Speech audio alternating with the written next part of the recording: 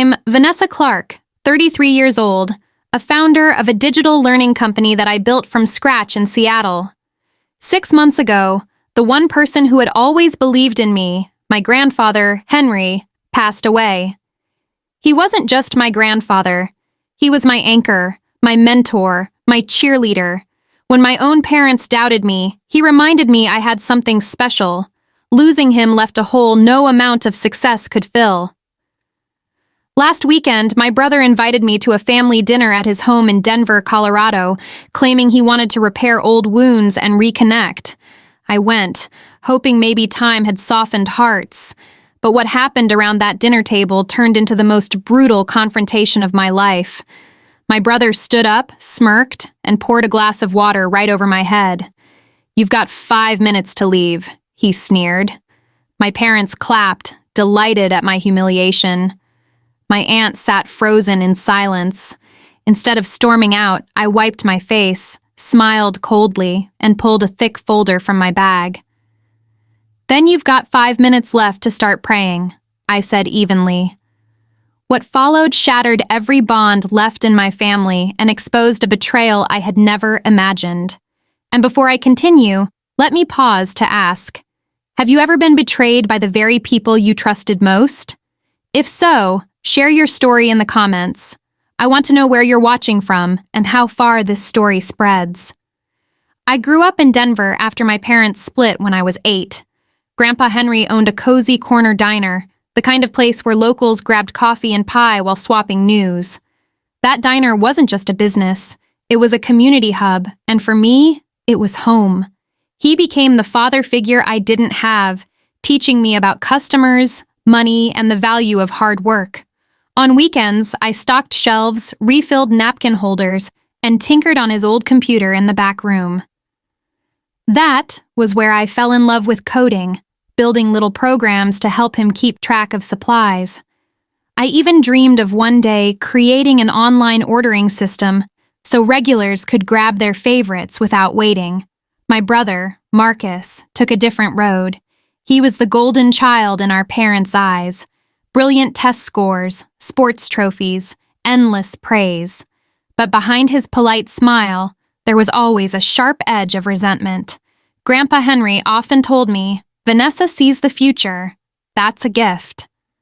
I saw Marcus bristle each time. His resentment grew into open jealousy when Grandpa spent an afternoon teaching me to repair the diner's espresso machine. Marcus cornered me later, accusing me of stealing attention. His achievements in athletics and business clubs never seemed to glow under Grandpa's eyes the way my little tech experiments did. Our parents, Linda and Peter, fueled the divide.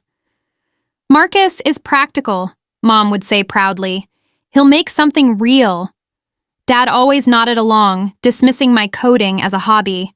They threw parties for Marcus's report cards, while my average grades were ignored.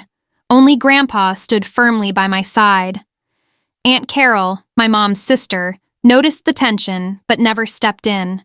She floated through holidays with forced smiles and vague advice about letting things be. When I turned 24, I decided to leave Denver for Seattle to chase my dream of building an education startup. Mom cried that I was abandoning my roots. Dad called me reckless. Marcus told me I'd fail and come crawling back. Only Grandpa Henry stood in the driveway the night before I left. He slipped me an envelope with $5,000 from his diner savings. "Build something that matters," he whispered. That money paid my first rent, my laptop upgrade, and the foundation of what became a multi-million-dollar company helping small businesses adapt to digital learning. Through it all, I called Grandpa every Sunday. We'd talk about my progress, new features, client wins. He always ended with, "That's my girl." But about a year before his death, I noticed something change. His voice wavered. He repeated stories. He forgot details. I offered to fly home, but he brushed it off, saying he was just slowing down. Soon, Marcus began visiting him more often, managing his appointments, even taking over his bank access. When I tried calling the diner, employees said Marcus was handling everything. My calls with Grandpa shortened. He sounded foggy, always tired. Then came the devastating news. Grandpa passed in his sleep. The funeral overflowed with neighbors and regulars from the diner. Marcus orchestrated everything like a showman, giving the eulogy as if he had been the devoted son. My parents beamed at him. Nobody asked me to speak. At the will reading, the real blow landed. The diner, my grandfather's pride, his legacy, the place he always said would be mine, was left entirely to Marcus. The will had been amended only weeks before his death, during the height of his heavy medication. My questions were brushed aside. Marcus was the one here daily, Dad said firmly. Mom nodded. The lawyer confirmed it was legal, but I knew something wasn't right. Grief turned to suspicion. Back in Seattle, I hired a private investigator specializing in elder abuse. Over the next months, the truth unfolded like shards of glass, cutting through lies. The PI uncovered medical records showing Grandpa's confusion spiked the very day the will was signed, because Marcus had skipped his clarity medication before the appointment. Emails between Marcus and his wife, Dana, revealed plans to sell the diner to cover their crushing debts. Their mortgage was late, their kids' private school unpaid, and Marcus's failed investments had left them desperate.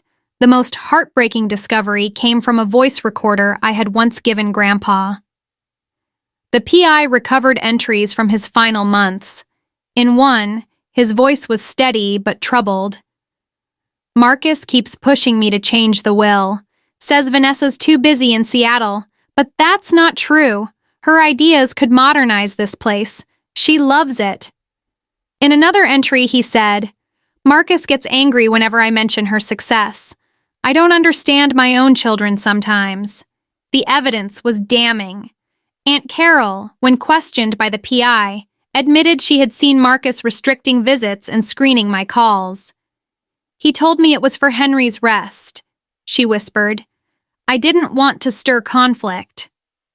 Her silence had made her complicit. With recordings, emails, financial documents, and witness statements, I built a file thick enough to crush their scheme, and I chose the dinner invitation as the perfect stage. Marcus's Denver home was sleek, modern, a showpiece meant to project success. Inside, the dining table gleamed under soft lights. Mom and Dad sat stiff, eyes full of expectation. Aunt Carol offered me a tight smile. Small talk sputtered, then Marcus cleared his throat. We've decided to sell the diner, he announced. Dana's company will handle development. Condos are the smart move. My fork froze mid-air. That diner wasn't just real estate. It was the heart of our community, my grandfather's legacy. I set my fork down. That place isn't yours to destroy. Marcus leaned forward, smirk curling. You don't live here, Vanessa. You don't get to decide. Dana chimed in, smug. Condos will bring millions. It's the only logical step. My parents backed them up instantly. It's progress, Dad said. Stop being selfish, Mom added. Aunt Carol's eyes stayed locked on her plate. I met Marcus's gaze evenly. Millions for who? To pay off your debts? That was when he snapped. He grabbed a glass of water and dumped it over my head. Cold liquid soaked my hair, dripped down my face. 5 minutes! Get out! Mom clapped. Dad joined her. They thought they had humiliated me. Instead, I calmly wiped my face, opened my bag, and dropped the thick folder onto the table. Let's see what truth looks like. I pulled out the medical records first. Here's proof Grandpa was confused the day he signed the will, because you skipped his clarity meds. Marcus's face paled. I pressed play on the recorder. Grandpa's voice filled the room. Marcus wants me to change the will, but Vanessa cares. She sees the future. Dana's smug smile cracked. Mom gasped. Dad looked away. Next came the emails. Here's you and Dana planning to sell the diner before he even passed. Once we get control, we'll flip it for condos. I dropped bank statements next. And here, late mortgage payments, overdue tuition, failed investments. This wasn't about family. It was about greed. Aunt Carol finally spoke, trembling. I knew about the restrictions. I didn't want to fight. I stayed quiet. Marcus's jaw clenched, his confidence unraveling. Dana tried to pivot. Vanessa, please, we'll split it. Half the money, whatever you want. We were drowning in bills. Just don't take this public. Her voice cracked. Marcus stayed silent. Dana threw him a glare, realizing his fortress was collapsing. I closed the folder. Too late. The district attorney already has copies. Within weeks, the DA filed charges against Marcus for undue influence and elder exploitation. Probate court threw out the amended will. Grandpa's original wishes were restored. The diner was mine. Marcus struck a plea deal to avoid prison, sentenced to probation and community service. His business reputation collapsed overnight. Dana divorced him within months, claiming she had no knowledge of the fraud. Investors fled his projects. Bankruptcy followed. My parents withdrew from public life, shunned by neighbors who had once packed Grandpa's diner. Their friends turned cold, disgusted by their complicity. Aunt Carol called once to apologize, admitting her silence had been cowardly. I didn't answer.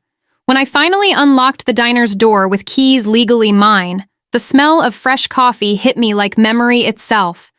Employees, many who had worked there for decades, embraced me. I promised them security, respect, and growth. Together, we modernized while honoring tradition. Online ordering, community classes, a youth program teaching kids business skills just like Grandpa taught me. Locals rallied behind us. The diner thrived again, not as Marcus's lost opportunity, but as my living promise to Henry Clark. I cut off my blood relatives completely. No calls, no emails, no more chains. It hurt at first, but I realized something powerful. Family isn't always blood. Family is those who honor your worth without conditions. Betrayal wounds, but choosing yourself heals. To anyone listening, remember this. Never let anyone rewrite your story with lies. If you've been betrayed by family or fought back against injustice, share your story in the comments. Subscribe for more real stories of betrayal, survival, and revenge, because telling the truth is the sharpest revenge of all.